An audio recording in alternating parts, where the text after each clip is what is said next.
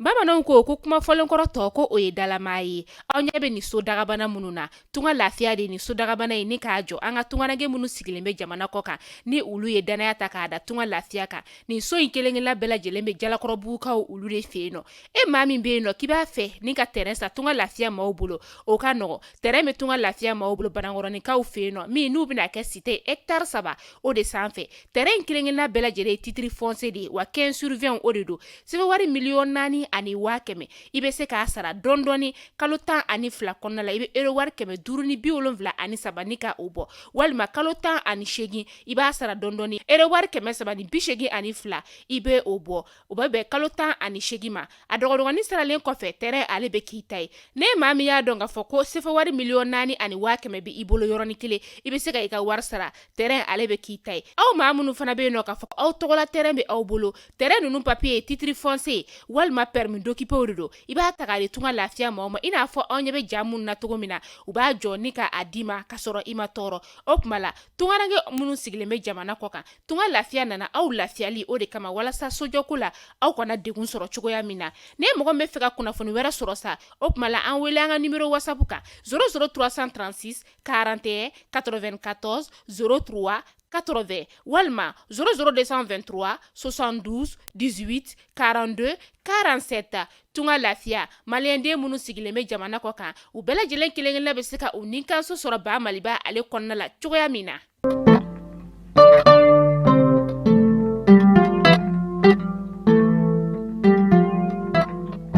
Bi ye septembre kalo tile 5 ye san 2023 an bɛ aw bɛɛ lajɛlen fo aw ka wagati o cogoya la kunnafoni min nabaw sigi k'a makɔnɔ tɛnɛ fo ka taga se juma ma Mali kunnafoni.net ale jabarani ale sanfɛ ka taa se Mali kunnafoni show jabarani ma an bɛ aw fo la danti foli min na kunnafoni ale waati selen ne a y'aw bisimila.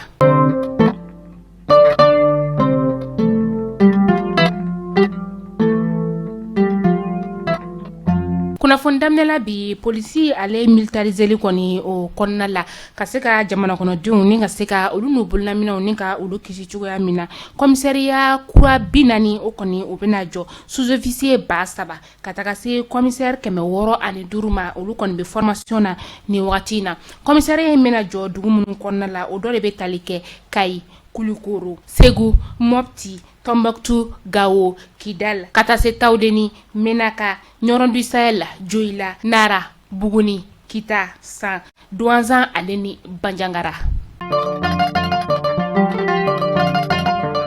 Ni wagati na kajolukaw olu fɛ nɔ olu y'a yira k'a fɔ ko dɔ kɔni bɔra olu ka taji ale sɔngɔ la min bɛ tali kɛ dɔrɔmɛ 10 ka taga se dɔrɔmɛ 25 ma kajuru n'a lamini o kɔnɔna la taji feerelaw olu y'a yira k'a fɔ ko n'i y'a ye kɔni ko taji kɔni bɛ ka sɔrɔ u ka dugu o kɔnɔna la ni wagati na k'a sababu ye taji feere yɔrɔ caman o de kɔni jɔra u ka dugu kɔnɔna la kalo tɛmɛnen o kɔnɔna la jamutenen ka taga se Jo ale ni miseni n'a lamini u kɔni tun bɛ taa ni ka taga taji ta yɔrɔ camanba de la kana taji ni ka o feere taji feerelaw kɛrɛnkɛrɛnnenya sa minnu bɛ taji dɔgɔdɔgɔnin feere olu kɔni nin kɛra nisɔndiya ko ye olu bolo ka sababuya kɛ yɔrɔ janboli kɔni bɔra olu ma.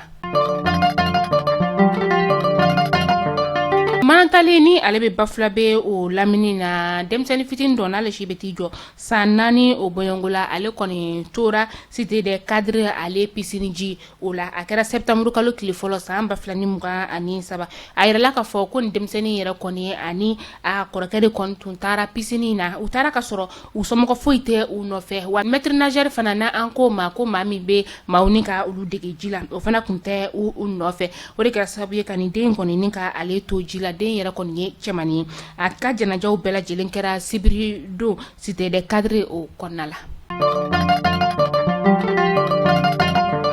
Gawo bolimafɛn bolilaw ka syndicat ɲɛma ale kɔni labilala kari tɛmɛnen maa marafɛntigi lakodɔnbali dɔw kɔni tun ye ale jaso a jasora yɔrɔ min na sa o de ye Gawo ni Ansongo o ɲɔgɔn cɛla ye ani maa dɔw kɔni tun tɛmɛtɔla kɔni tun do olu ani olu de jaso ɲɔgɔn fɛ olu kɔni bɛɛ lajɛlen labilala ɲɔgɔn fɛ u somɔgɔw y'a yira k'a fɔ ko u bɛɛ lajɛlen kɔni sera u ka so hɛrɛ ale ni baden ye o kɔnɔna la nka nin wagati na a ma se ka dɔn fɛn min kɔni kɛra sababu ye ni ka u labila maa marafɛntigi ninnu kɔni olu fɛ k'aw ladɔnniya k'a fɔ ko jagokɛla dɔ Gawokaw fɛ yen nɔ ale kɔni sera ka a yɛrɛ bɔ a jasobaw olu bolo.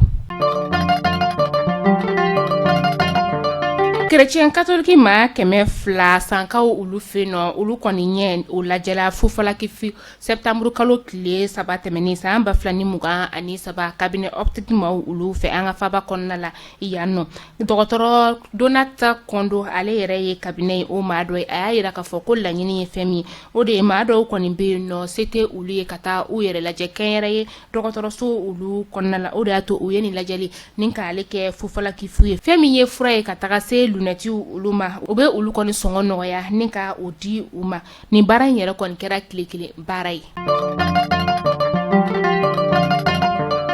kunnafoniyaw y'a yira k'a fɔ mouvement yɛrɛwolo debout sur les remparts ni ale maa ye Adama Ben Jara ye ni bɛɛ b'ale wele ko Ben le cerveau ka taga se Sidiki Kuyate ma Sidiki Kuyate ale ye mouvement in yɛrɛ o kuma lase b'a ye fɛn min ye BJ maaw ye an ka faba kɔnɔna la u ye wele ni ka o lase ni maa fila ninnu ma ni ka taa u ɲininka u dala kana ka sababuya kɛ ko kuma dɔw kɔni bɔra o kuma fɔtaw kɔnɔ kuma min yɛrɛ tɛ kuma fɔta ye. kunu sɔgɔmada fɛ nɛgɛ kaɲa 10 o wagati sirabakan kasara juguman dɔ kɔni o kɛra quartier Mali o kɔnɔna la an ka faba kɔnɔna la yanɔ min ni a kɛra jɔrɔnankoba ye sigida maaw olu u bolo a yirala k'a fɔ ko bolimafɛnw dɔ kɔni u ka sira ni ka o bila ka taa se taama sirakɛlaw olu ka sira o ma ni o ye senamatigiw ye nin kɛra sira min yɛrɛ la sa ni bɛna yɛlɛn pont fad ale yɛrɛ sanfɛ sirabakan kasara in kɔni kɛra yen nɔ de.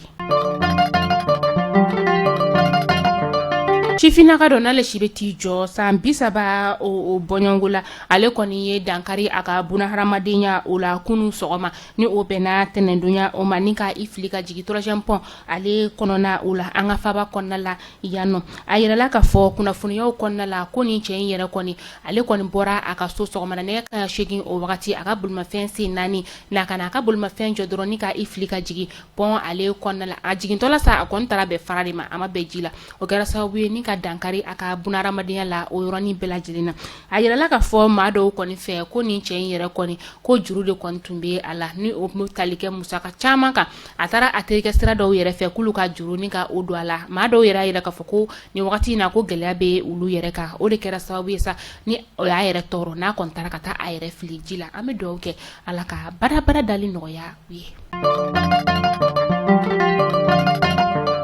an bɛ taa kɔkan kibaru la an bɛ taga gabɔnkaw olu fɛ yen nɔ a bɛ tile 5 bɔ bi ni dan kɔni sigira gabɔn jamana ɲɛma ale ka fanga la ni o ye Ali Bongo ye u ka jamana ɲɛma kura kɔni o ye journaliste Olingi Nguema ye ale ye a kali jamanadenw olu ɲɛma kunu septembre kalo tile 4 san 2023 k'a bɛna cɛmancɛ fanga kɔni ni ka o kɛ hali n'o y'a sɔrɔ cɛmancɛ fanga dan bɛna sigi wagati min na n'a ma i da don o kɔni na k'o fɔ a kɔni ye layidu ta k'a fɔ ko a bɛna gouvernement min sigi k'o bɛna kɛ démocratique ye u ka jamana o kɔnɔna la.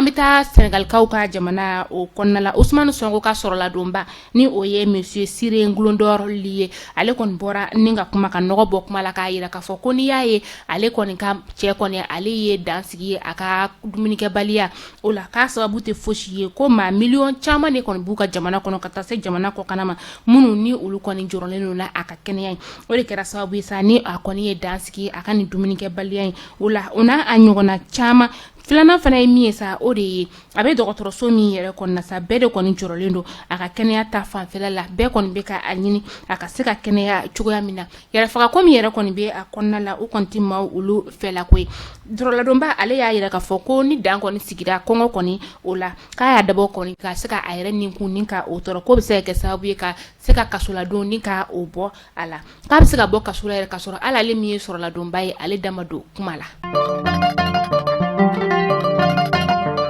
Mali kunnafoni jabarani lajɛbaw aw kulo garisɛgɛ kɛra nin kunnafoni damadama de bi ni k'a da u kelen-kelenna bɛɛ lajɛlen kulo kan bi araba donya in na tunga lafiya di anw ka kunnafoni ale jukɔrɔma donba aw maa minnu bɛ yen nɔ ko terrain tɛ aw bolo a bɛ fɛ ka terrain ni ka o san terrain bɛ tunga lafiya bolo banakɔrɔnikaw fɛ yen nɔ terrain kelen-kelenna bɛɛ lajɛlen titre foncier de 15 sur 20 sɛbɛn wari miliyɔn 4 ani 100,000 i bɛ se k'a dɔgɔdɔgɔnin sara kalo kalo euro wari 500 ni 73 o bɛ kalo 12 ma walima kalo kalo euro wari 382 o bɛ kalo 18 ma ni tilala terrain terrain sara la terrain papier ale be kɛ ita ye aw maa minnu fana bɛ sa ko terrain bɛ aw bolo a bɛ fɛ ka a jɔ a musaka bɛ ta aw bolo yɔrɔnin kelen a bɛ se k'aw sen tunga lafiya ma olu ka san 2024 tɔn ni o ye pari bɛ kɛ cogo min na fɛn min ye villa simple ye ale ye $26,000 ye a $26,000 a tɔn wari ye euro wari 580 ye étage ni o ye duplex ye ale ye $42,000 ye a tɔn wari ye euro wari 780 ye o kuma la sa ni mu fɛ k'i tɔgɔ sɛbɛn tunga lafiya ale ka tɔn na